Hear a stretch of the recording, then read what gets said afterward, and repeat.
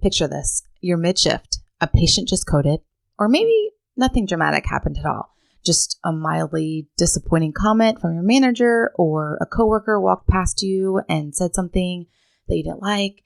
And before you even felt something, a biochemical reaction had already set your autopilot in action. Actually, 7 to 9 seconds before you were consciously even aware of it. You got quiet, or you got sharp, or you started doing everyone else's job and your own. Or you went home and started snapping at your husband about the dishes that has nothing to do with the dishes. All these examples are not character flaws.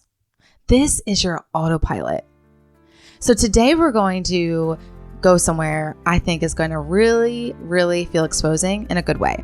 We're talking about the 4 autopilot behaviors anxiety pulls us into, very specifically to nursing and how we may experience them on shift and why they exist. And this is the very important part, how seeing them is actually the doorway to healing them. Okay, let's go.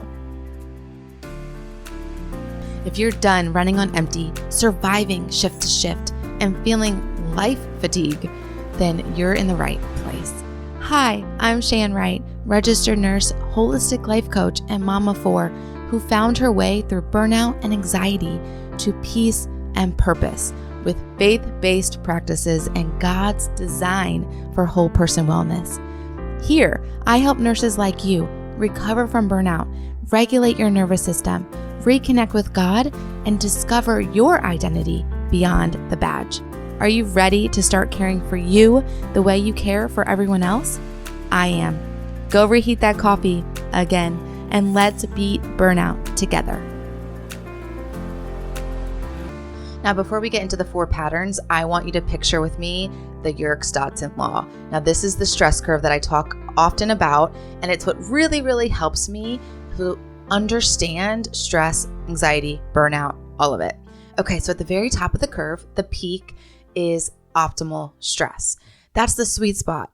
A little bit of pressure, a little bit of adrenaline, and you are sharp, focused, capable. You are crossing the finish line. You are having the mom win. You are doing the great thing.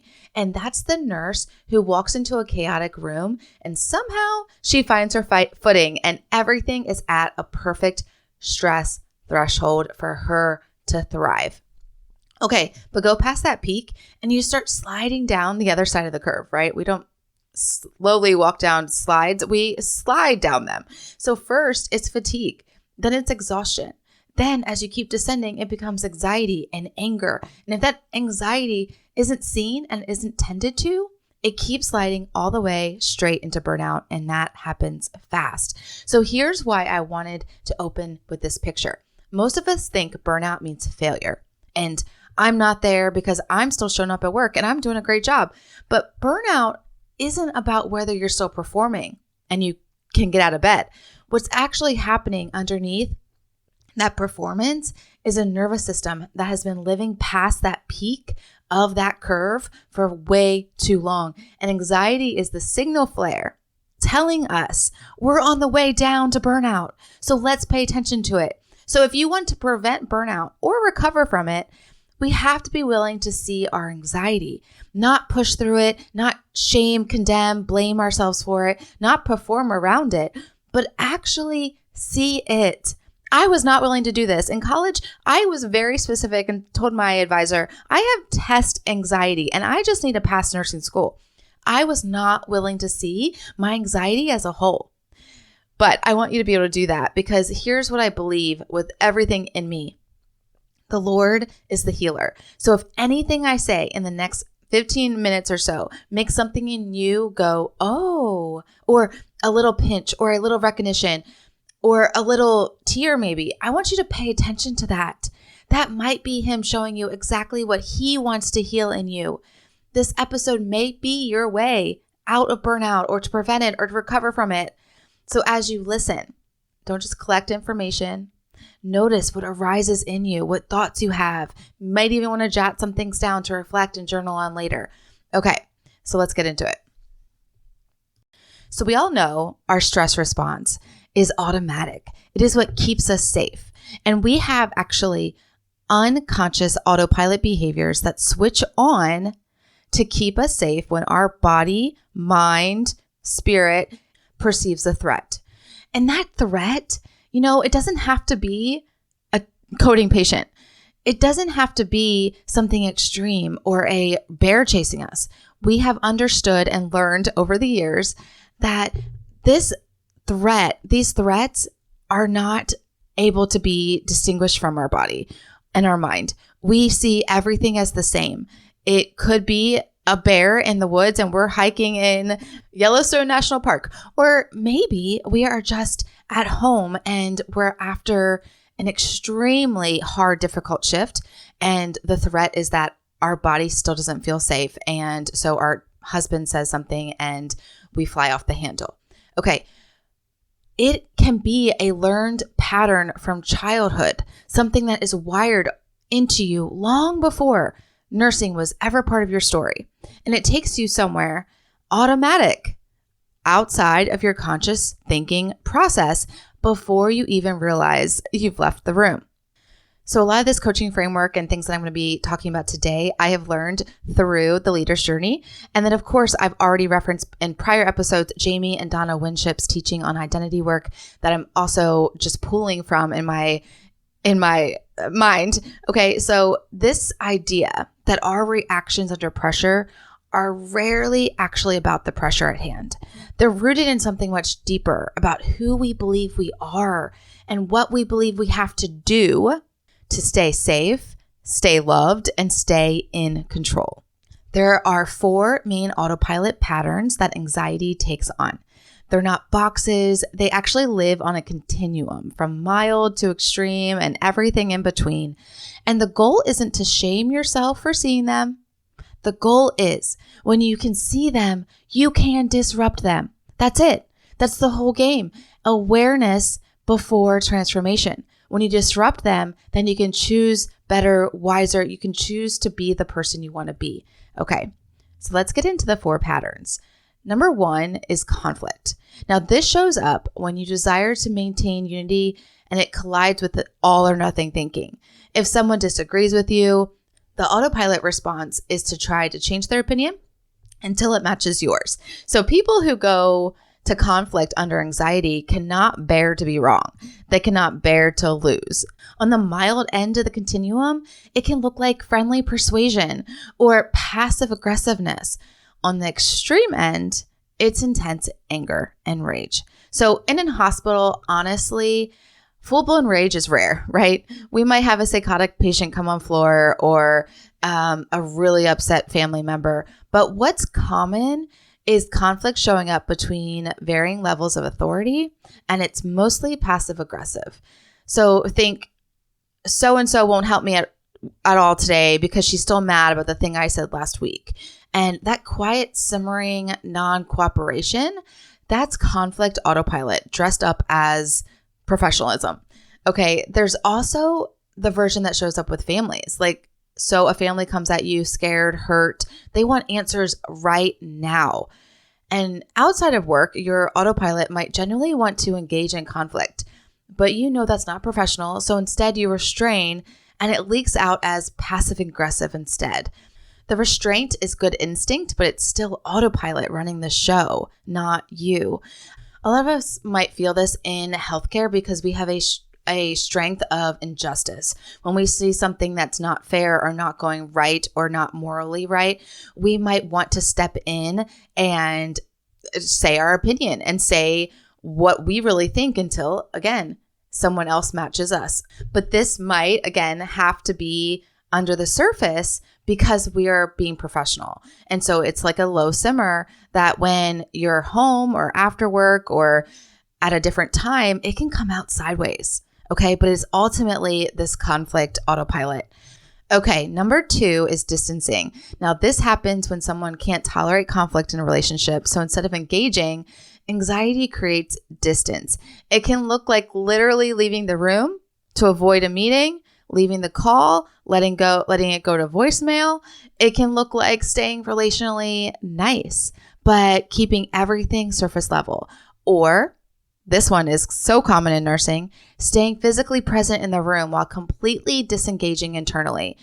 On the extreme end, It is cutting a person, place, or thing off entirely. Now, this is the one that my autopilot goes to a lot because mainly on the side of avoiding. I will avoid things at all costs. And it's a subconscious and natural autopilot decision. So personally, in my relationship with my husband, I avoided talking finances for 12 years of our marriage.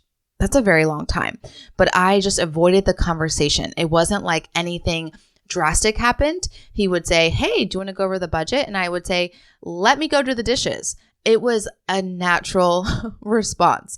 So here's what this might look like on shift. You've had some really, really sick patients. One passes away on your watch. You're caring for the others, and you're carrying the compassion fatigue that's built shift after shift after shift. Your heart is like maxed out, right? On giving empathy away. So numbness naturally drapes over you just to get you through the rest of the shift. This is not coldness. This is your autopilot using distancing to protect you. It is a fatigue that, again, is right after the top of the stress curve. You're in this fatigue state. And then your anxiety is picking this up and is saying, okay, now I'm also going to distance and I'm going to avoid feeling things with the rest of my patients for this week, this month, what have you. Or another example is a coworker you're actually close friends with outside of work walks onto shift and there's unresolved conflict between you two. So just seeing them raises a flicker of anxiety. You get nervous, you don't know what to say, and without ever even deciding, you avoid them completely for the rest of the shift. You didn't plan on it. It's automatic. Remember, it happens 7 to 9 seconds before you even feel it. That is distancing autopilot. Okay, here's the third one is overfunctioning and underfunctioning. So this is what happens when anxiety causes one person to take on more responsibility than is reasonably theirs. That's overfunctioning. Or when someone takes on less responsibility that is theirs. That's underfunctioning. And here's the thing. These two almost always show up in an organization at the same time. So you'll have someone overfunctioning at doing way more than their work at 80%, and everyone else is underfunctioning and doing 20% of the workload. So as you can imagine, this is very, very, very common in nursing to be an overfunctioning because we have high responsibility and high stakes. So we see the responsibility of caring for these precious human beings. And then we want to overfunction because our anxiety says, okay, now I need to take on more responsibility than is even my own to do a good job, to not get it right, to not get it wrong, to perform at my very, very best. Also, this isn't just about tasks either. It shows up emotionally. So overfunctioning can mean taking responsibility for other people's feelings. And underfunctioning can mean refusing to take responsibility for your own feelings. So here's what this can look like. You get a mildly critical review from your manager. She maybe picks out one little thing that you could possibly work on. Anxiety spikes. The fear of disappointing someone, of not being enough, clicks on. And so you flip straight into that overfunctioning mode. You come in early, you stay late, you do everything and then some. So she knows that that review that she had, that thought that she had about you, it was wrong. You drive to overcorrect, to overperform your way back into existence. And that is overfunctioning autopilot. All right, the last one is projection. This one takes a few different shapes and it often runs alongside the other three postures. Projection is when you insert other people into your anxiety instead of carrying it, seeing it, and managing it yourself. So the simplest example is venting to a third party. You offload your anxiety onto someone else. They become anxious carrying it, and you walk away feeling lighter and feeling better. You didn't process anything. You just relocated it. It can also look like a husband and wife whose autopilot is distancing, and then they start over-focusing on one of their kids, making the child the problem instead of tending to what's actually unresolved between the two of them. And projection also shows up as, I wouldn't be this anxious or acting this way or so mad if someone would have just fixed their behavior. This projection, putting the responsibility for your internal state onto someone outside of you and saying their behavior is affecting yours. So here's the nursing shift version of this. Okay, you get home after a shift where your nervous system was activated all day long. You walk into the house, your safe place, but your body needs time and rhythm to actually come down from all that activation. And instead, you jump straight into the next thing or straight into conversation and work, the floor, the patients, the whole healthcare system. It becomes the third party everything gets blamed on. Every little irritation at home gets a work-shaped label on it, even when it's not really about the dishes or the kids or your spouse at all. And so it's blame. You're blaming everything on the healthcare system, on work, for how you're still behaving in even your safe place. And so that is how projection might show up when it comes to nursing. Okay, so now that we've gone through the 4 types, here is why I wanted to walk you through those so specifically. You cannot disrupt what you cannot see. So as you start to recognize your own autopilot patterns, because most of us have a primary one and a secondary one, you gain the ability to actually interrupt it. Not white knuckle it away, but interrupt it with body, mind, and soul awareness. The goal was never just to manage your stress better, stress management. But the goal for me is holistic transformation, becoming more like Jesus in the middle of the hardest shifts of my life. That's the whole aim of this work. That is what I do in my coaching. That is what I want to help people get through, and how to be more like Jesus. That is the work. That's the work we do with clients, okay? And none of us are exactly like Jesus. So if you're seeing this and you're like, wow, I have all of those, or I can see where all of those are showing up in my life, then to admit that and to humbly walk into a coaching container with me or someone else is really a way to say, hey, I see that I still have room for holistic transformation in my life, and I want to be more like Jesus, and I want someone to help me through that.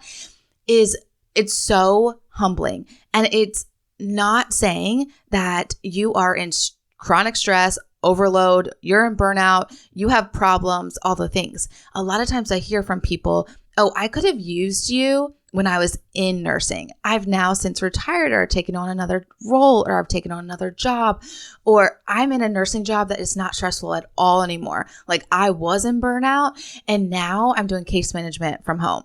I hear that a lot. And I want to say, I'm so glad that you were able to get out of a job that was keeping you in your autopilot 24/7. But I do want to say that every person needs a coach. I have a coach. Coaches have coaches, because we see that none of us are in this perfect form. And we all have stuff that will make us better humans if we looked at it and saw it from a different perspective and learned how to disrupt our autopilot in all different scenarios. And we had accountability. Accountability is huge. So I just want to say we're all on a journey. And this is all a journey towards from glory to glory. We're never going to be at a place where we are perfect. And to continue to strive for perfection, you are going to fall short and you're going to land up in one of these autopilots all the time. That was me.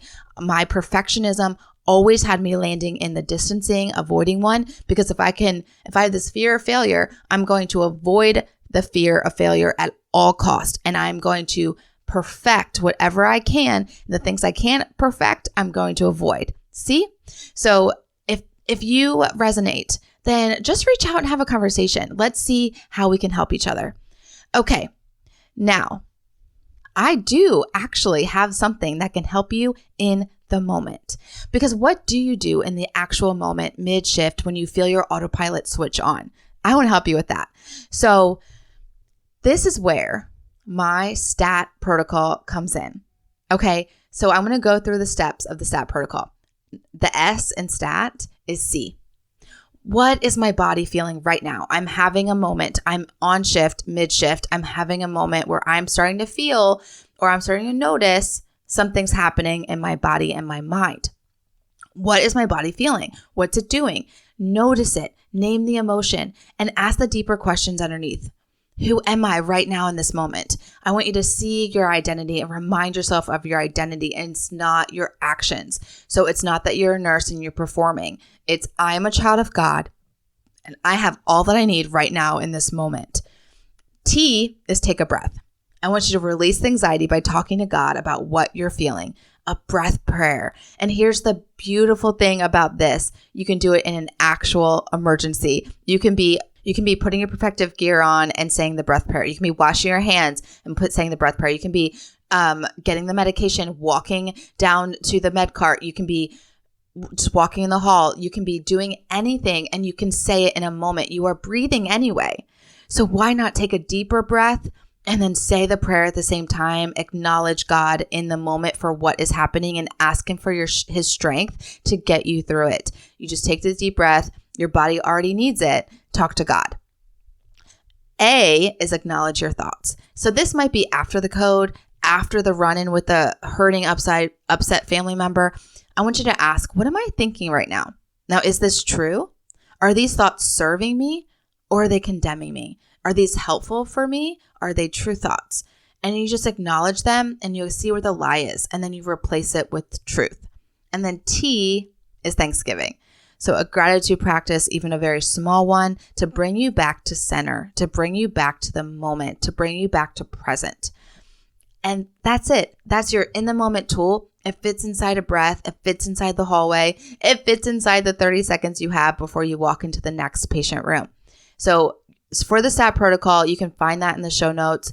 You can go to www.theshanwright.com/stat, grab your free protocol, and then you can have it in your car before you go into the hospital and just review it so that you know and you can learn it. So you can know on shift, this is what I'm going to do if something arises. And then it starts to become your new autopilot. So here's another thing. When you're off shift or after the calm moment when you're not in the middle of it, I want you to take time to reflect. How do I want to show up next time? What would have been the best way to be in that circumstance? Did I stand up in my identity in that circumstance? Did I follow my guiding principles? What story did I make up about what happened? And just don't do this in isolation. Share your process with someone, an accountability partner, a mentor, a coach, for how you want to show up next time. Because healing autopilot patterns was never meant to happen alone. I would never have solved this on my own. This is all from doing this with accountability partners, mentors, and coaches. Okay, so if something again in today's episode landed on you, if you've recognized yourself in conflict or distancing, overfunctioning, projection, even underfunctioning, I don't want that awareness to just sit there. I want to give you somewhere to take it. So again, grab the SAT protocol. It's a free resource. I built it to walk you through exactly what we've covered today. And if you want to talk about any of the SAT protocol or anything that you've noticed or heard today, then you can DM me stress on Instagram at @theshanwright and I'll get with you, or email me at hello@theshanwright.com. And finally, you are not broken for having autopilot. This is natural, normal, automatic, unconscious patterns. You were built. God designed us to protect ourselves, but you were also built for more than just protecting yourself, for more than just being in that survival mode of protection. You were made to thrive, to live in peace, to live in shalom, to live in wholeness and freedom and in your identity. And that comes from recognizing these things and walking this out together. I'm here for you. You can always contact me. And until next time, shalom, shalom. I pray that blessed you, and it would bless me big if you would share the show with a friend or write a review. It will only take a few minutes, and it's the best way for people to find the show too. I would love to connect over on Instagram at @theshanwright, or you can email me hello@theshanwright.com. And until next time, may the Lord's face shine upon you and give you peace. Shalom.